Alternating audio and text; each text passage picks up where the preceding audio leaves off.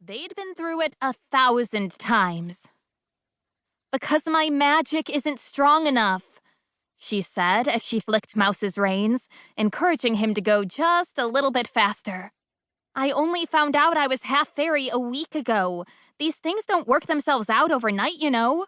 I mean, if I'd been more in control of my powers, I wouldn't have made that pig come back to life at dinner.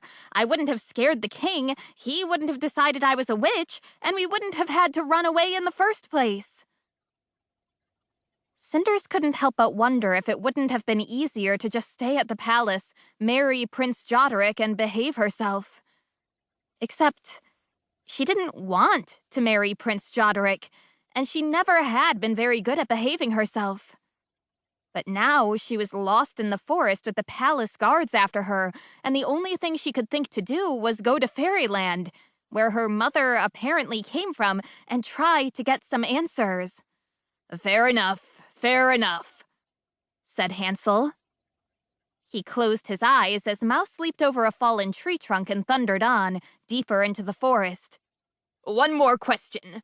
Do you think your magic might be strong enough to find us a toilet? I really have to go." Truly, she should have left that boy where she'd found him. "It's not my fault," he wailed when she spurred Mouse on to ride faster. "It's all this jiggling around on the back of the horse. I drank a massive bottle of elderberry juice this morning, and I've been holding it in for ages." "Can't you wait 10 more minutes?" she asked. "Not unless you want an accident," he grumbled. "And I don't think that's a good idea on the back of a horse." All Cinders wanted to do was keep riding, avoid being eaten by a munklepoop, get to Fairyland, and solve the mystery of how her mother had found her way into the kingdom, met her dad, given birth to Cinders, and left her with a magical talking dog. Was that really too much to ask for? All right, we'll stop." Cinders closed her eyes, concentrated very hard, and took a deep breath. "I wish we could find somewhere for Sparks to eat some sausages, Mouse to get some cheese, and Hansel to have a pee because he's a useless boy who can't even hold it in for a minute." "Oh, really?" Sparks sniffed, turning up his shiny black nose. "There's no need to be vulgar." All at once, Cinders felt a tingling in her fingertips. As they reached the darkest part of the dark forest, her hands began to glow silver and gold, thousands of tiny lights flickering brightly all around her. "Oh, I say!" Hansel grabbed hold of his green felt hat. "What's she doing?" "What do you mean, what's she doing?" Sparks asked a little indignantly. "She's using her magic to find you a bathroom, just like you asked." Hansel looked shocked, the rosy red color disappearing from his round cheeks. "So, she really is half fairy?"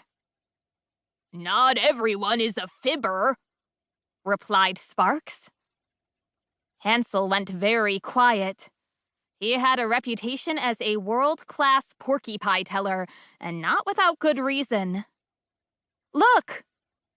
The light from Cinders' hands suddenly began to flow outward, carving a golden path through the pitch black of the forest floor. "I think we're supposed to go this way." "Follow me!" Sparks cried bravely, hopping down from Mouse's saddle to race ahead of his friends. "So you can smell the sausages as well?" Cinders asked. "Certainly can," he confirmed. "Top-notch wishing, Cinders. Very well done." Chapter 2. A few minutes later, the golden path faded away and the foursome found themselves in a little clearing. Cinders looked up and saw stars in the night sky. It was much later than she'd realized. In the middle of the clearing was a sweet little cottage. The walls were white and the roof was thatched, and there was an archway of roses growing around the wooden front door. "Really very well done, Cinders," Sparks said as he bounded up to the cottage, marveling at the perfectly tended little garden full of pretty flowers. "All the better to pee on later," he thought to himself. "Let's see if anyone is home."